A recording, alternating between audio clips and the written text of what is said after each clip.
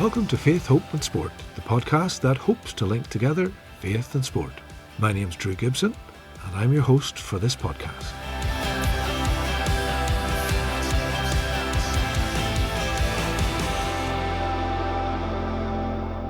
This podcast was recorded before Matthew went to Australia, where he had a really good time until, unfortunately, he suffered a stress fracture and had to return home a month early. You'll be glad to hear he's now well on the way back to full fitness.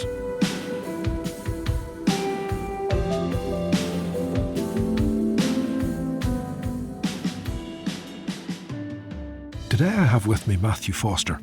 Matthew plays cricket for Civil Service, for the Northern Knights, and has been part of the Ireland international squad for 3 years.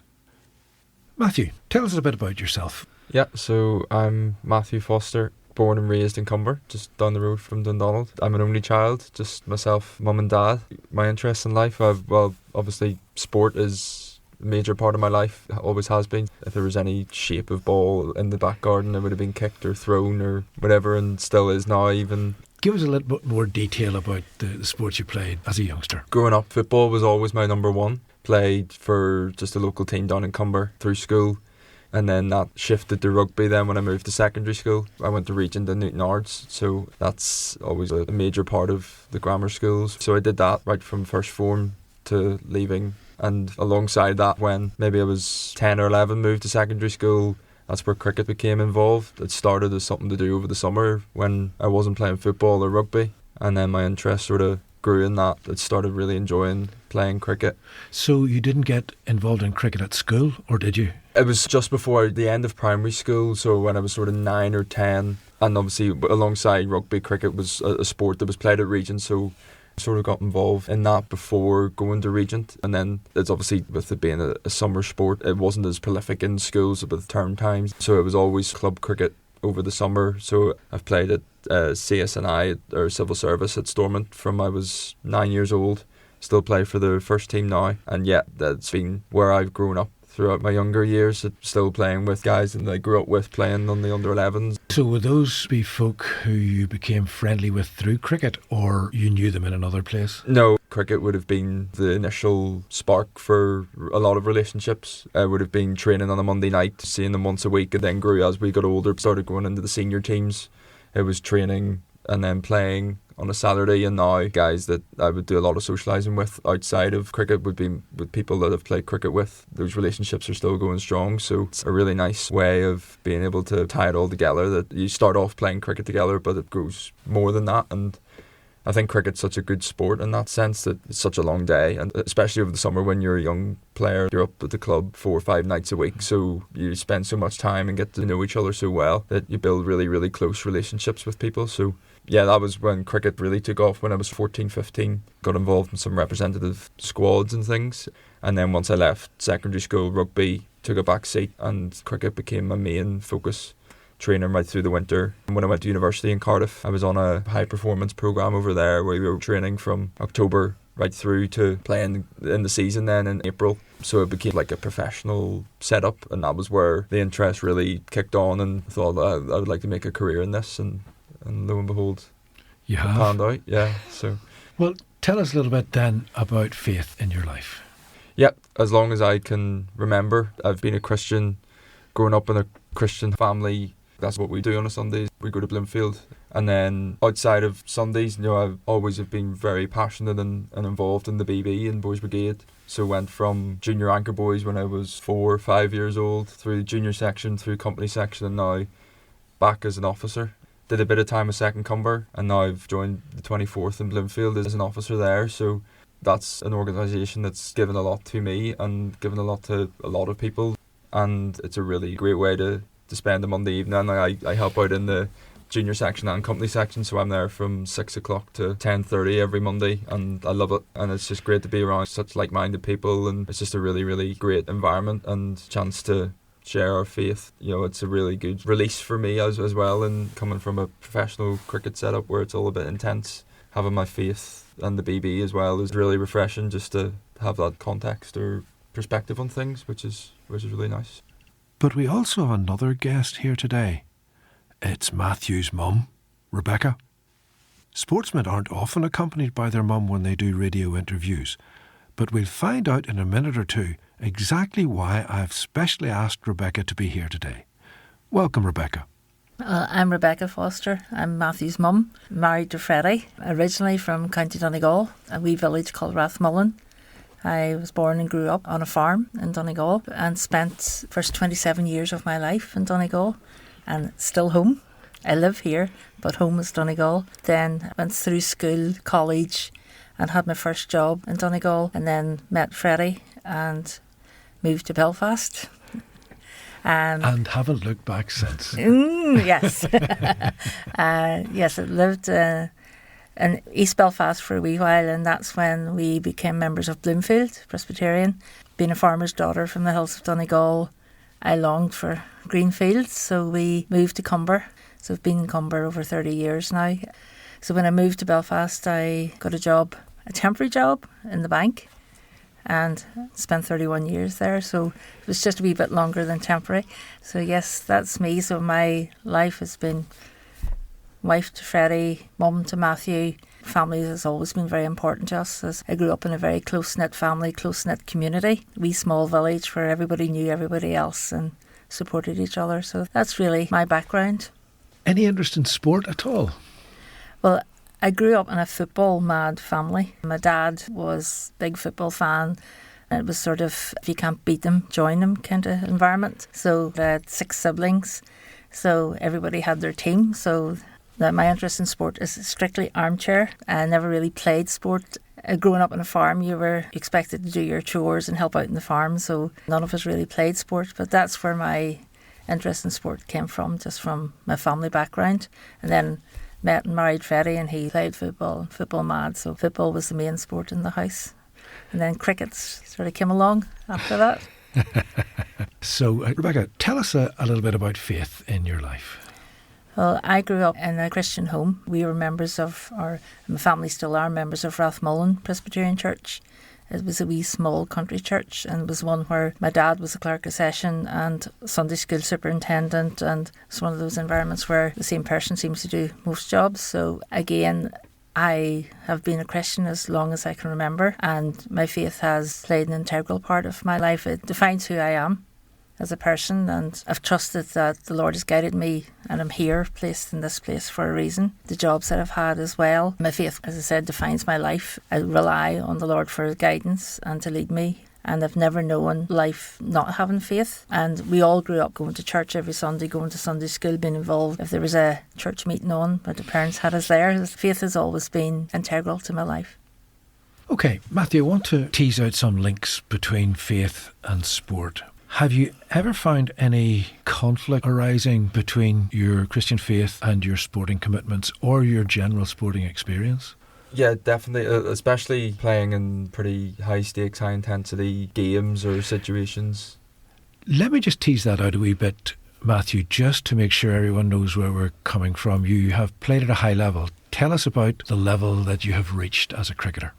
Yeah, so I've played up to international levels, so been involved in test matches at Lords against England.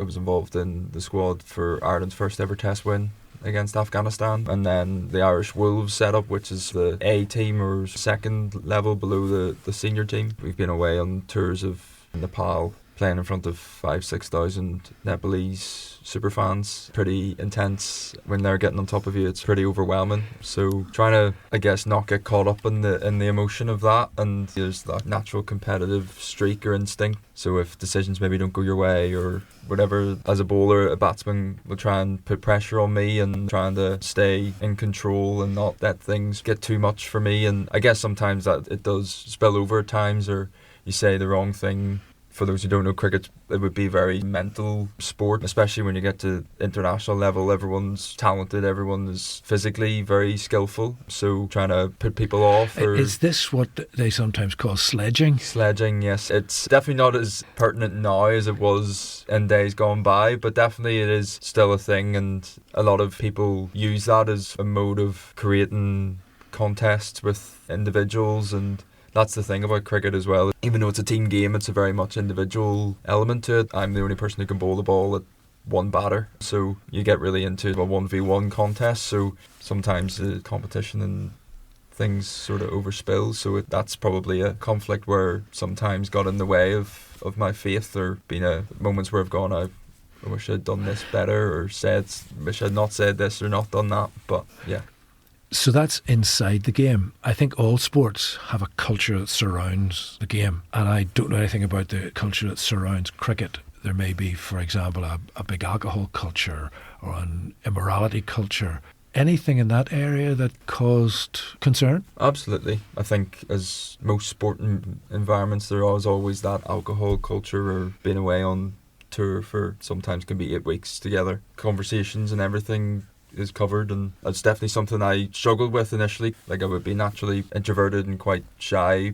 Putting myself out there and putting my faith out there probably wouldn't come overly naturally to me, but that's something, where conversations or behaviours that you sort of see going on around you that you don't necessarily agree with or aren't aligned with what you believe in. It's important to stand up for what you believe in. But I think in the same breath, cricket is quite an interesting dynamic. Obviously there's quite a diverse group of individuals or cultures, a lot of Asian influence, and at the moment within Irish cricket we have a lot of South African influence as well, which would bring a lot of Christian guys. So learning about each other's faith, being open about our faiths, and it's something that has actually been quite refreshing. And like, even on the most recent tour that we were on in Abu Dhabi, there was a group of us, 3 or 4 Christians within the group, so we would do some prayer time and Bible study while we were away, just to know that we had each other, even though obviously we're in a team and we are together, but we have people who know what each other's going through and the struggles of those conflicts and how we deal with them, and knowing that we can talk it out with each other and see how we can deal with that.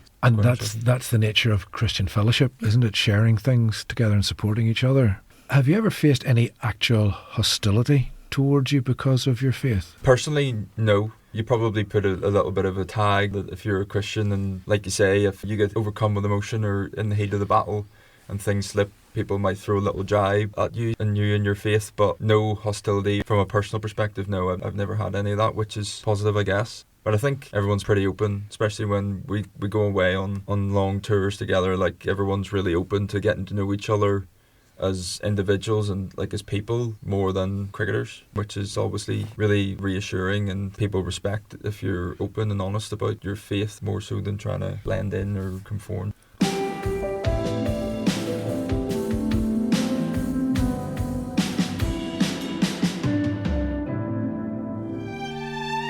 He heard God's command.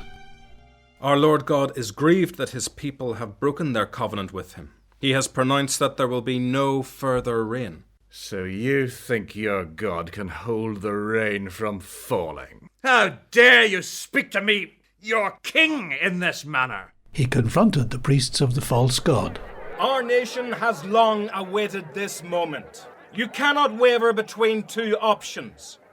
If the Lord is God, follow him. But if Baal is God, follow him. And when his work was done, God provided him with a successor.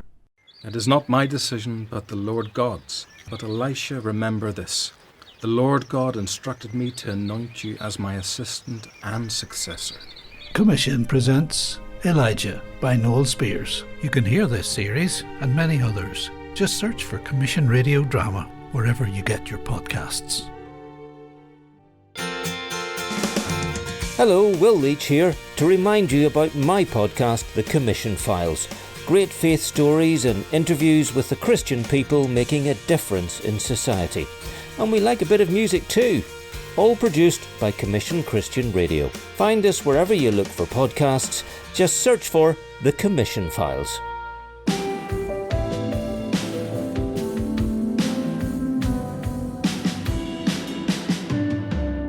One of the things I'm interested in is how different sport is from the rest of life, or how similar it is.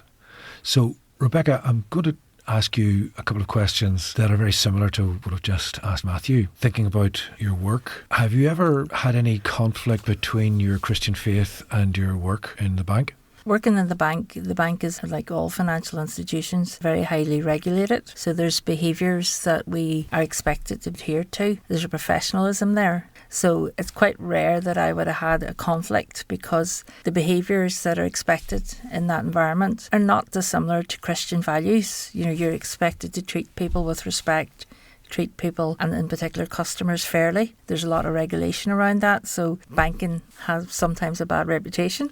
I always said I work in a bank, I'm not a banker.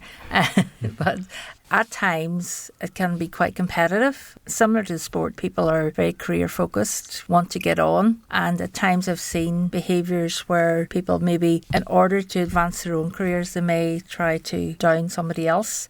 Not necessarily trying to hurt the person, but we're trying to outdo somebody else. So at times that can be difficult. I never was particularly career minded. I was happy doing my job and doing my job well. But as a people manager, I managed staff. At times you had to manage behaviours. And that was where I found sometimes trying to manage behaviours, and there was conflicts there. In work, I was always very open about my faith. And I think maybe that still to this day, there's a Northern Ireland environment where people who say they're Christians are perceived to be good living, which is a phrase I actually really dislike. So therefore, at times, again, you would in an environment and people would maybe be using language that they know I wouldn't be comfortable with. They would apologise to me afterwards and say, oh, you're good living. And I'm there, no, I'm not. Quite the opposite. I've never really had too many conflicts. But at times, yes, there's times when you have to maybe speak up. And so maybe, like Matthew, you would say you haven't faced any significant hostility because of your faith? No. In fact, in the bank, there's a very much equality, diversity agenda, which at times some of that is in conflict with my faith. But on the other hand, there's a sort of a benefit for Christians, because in the last few years within the bank, we were able to form a group called Danske Christian Fellowship. Somebody who'd been in the bank for 30 odd years, I always had this perception that we wouldn't be allowed to have an organisation like that. And then a young guy came in as a graduate from university, came in the graduate programme, and he asked the question. Maybe it was the innocence of youth. He has now since left the bank and is studying to become a Presbyterian minister. But he asked the question, and because there's all these various groups within the bank, we were told yes. So for the last 3, almost 4 years, there's been the Danske Christian Fellowship, who meet on a Wednesday morning for prayer time. We have published interviews and talks, and we meet for bi-weekly devotional time where a member of the group will just do 5 minutes, and that's recorded and posted on the bank system where any member of staff can listen to that or watch it back as a video. And we've found as well for their prayer time, it has become known throughout the bank that there was this weekly prayer time, and we've had non-Christian colleagues sending in prayer requests through members of the group. There's about 15 people who would meet regularly for prayer, and through people would approach them and say this situation in our family life or my work life, and would ask us to pray. And then they would give us feedback that they felt benefit from that. Actually, I've found that that diversity thing has benefited the Christians. And sometimes I think maybe people who work in other organisations maybe could or should try to do something similar. Super. Let me explore with both of you family life. Now, the reason that I've asked you both here together is so that we can explore this. You know as well as I do, there are all sorts of stories about soccer moms and pushy parents and all sorts of things. So, Matthew, I'm fairly sure I know the answer to this question, but let me ask it anyway. Have your parents been supportive for you in your cricket? Yes, they've been unbelievably supportive for me. Down at Stormont, there was probably a little dent in the ground of their 2 deck chairs. I've been there every other Saturday for 10, 15 years. No, they've been unbelievably supportive. Like I said, coming down to watch pretty much every game that I play. And at home as well, encouraging. There's a lot more bad days than good with the nature of professional sport. So keeping me invested in it. And there's been so many times where I've come home and I'm giving it up. Both mum and dad have been so encouraging. Just keep sticking with it, keep trusting in the plan, and they're unbelievably supportive. And there's so many decisions with playing for different teams or contract situations or whatever that I've relied on them and leaned on them. My rock, they're incredibly supportive. Well, let me throw a cat among the pigeons, perhaps. You've spoken very warmly about your parents' influence. Any tensions or anything that you look back on and say, that was a difficult time? No, I'm going to ask your mum the same question. No, definitely. As I've got a little bit older, it's probably, I guess, I'm so trusting of mum and dad that I feel like I can be completely myself around them. And when I come back from a long day or a bad day, they get the brunt of it. And then I go up to my room and go, "Oh, what are you doing?" Yeah, it's something that I've tried, and I feel like I'm getting better at it, but it's still a long way to go. Trying to not bring that home with me, and ultimately, it's just a game. And as it feels like life or death or whatever, in the moment, it's not that, and trying to not throw that all on them when I get home. So that's the biggest thing for our relationship, I would say. Well, Rebecca, from your side of things, is he living in a dream world, or is that the way you see it as well? Oh, 100%. Is that 100% dream world or 100% the same? It's 100% the same. We've always supported Matthew no matter what he wanted to do. So when it was football, we were there watching him play football, drove him to wherever he needed to be, just what any other parent would do. But as cricket became more serious, then first of all, big achievement for me, I've learnt the rules of cricket, which I'm very impressed with. There's still some things like LBW, still figuring that one out, but lots of people don't understand. We enjoy going and spending a Saturday sitting for 6-7 hours watching cricket.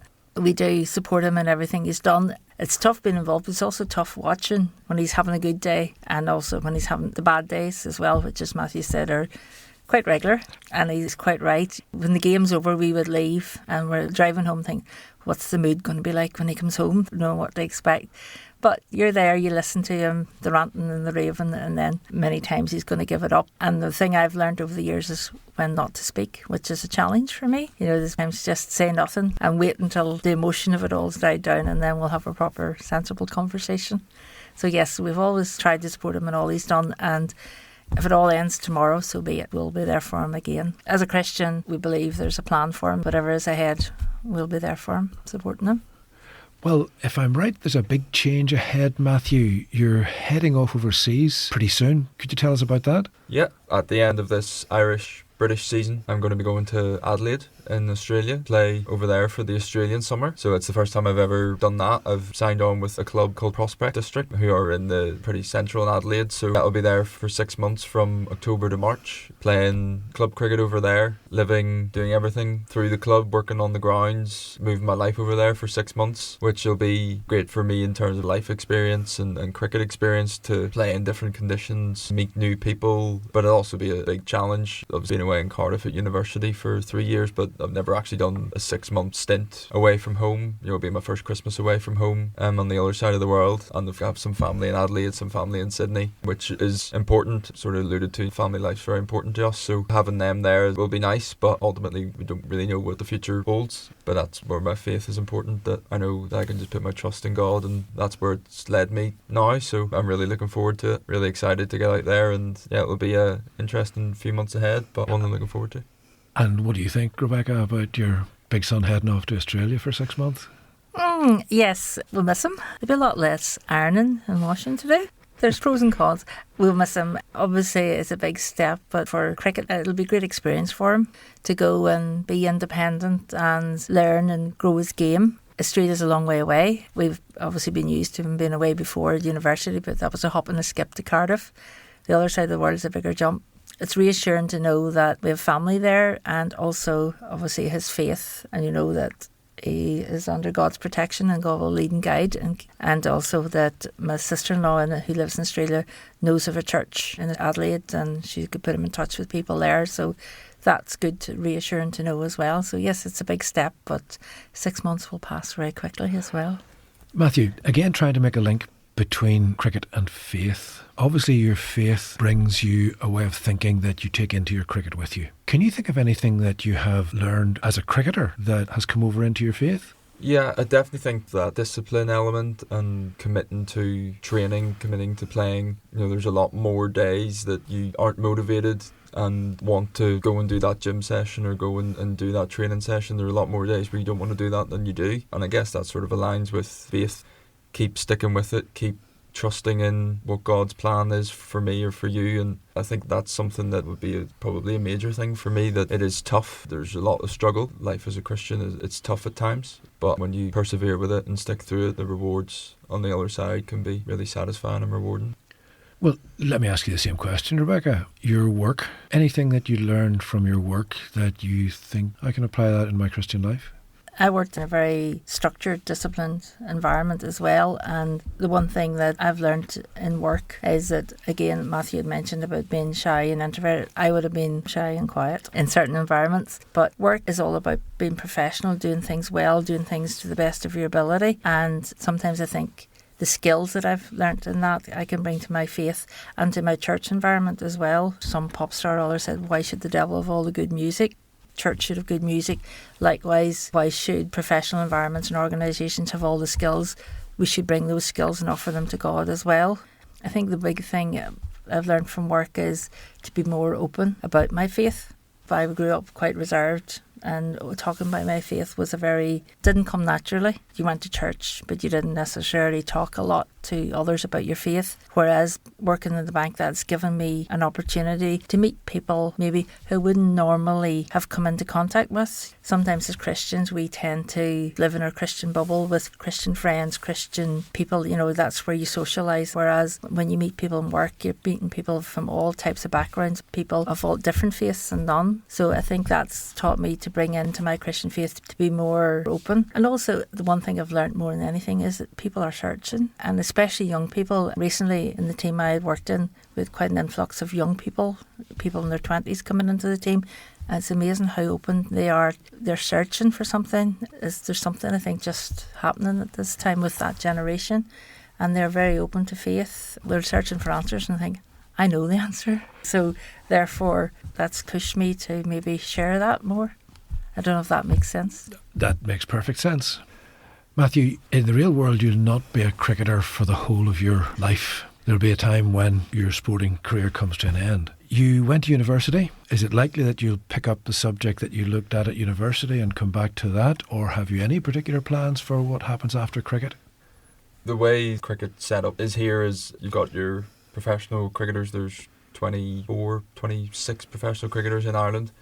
And then there's a real cliff edge, so if you don't get a contract, you're working 9 to 5 alongside playing. So I'm actually currently on a career break from Danske Bank, so I was working in business operations there. So my degree is in sports performance analysis, so ideally somewhere in between the two. And maybe I have a real interest in data and processing and analysis, that kind of ideas. So working within a financial analysis or business analysis role would probably be somewhere that I would go down. It's something that you're constantly aware of, that how quickly things can change. So keeping on top of knowledge or doing different courses to keep on top of your skills, because you do know an injury or contract situation changes and a lot of it's out of your control as well. So that's probably that kind of route of going down business analysis or data analysis would be the way that I would go if cricket was to finish. Okay. And Rebecca, you have recently retired.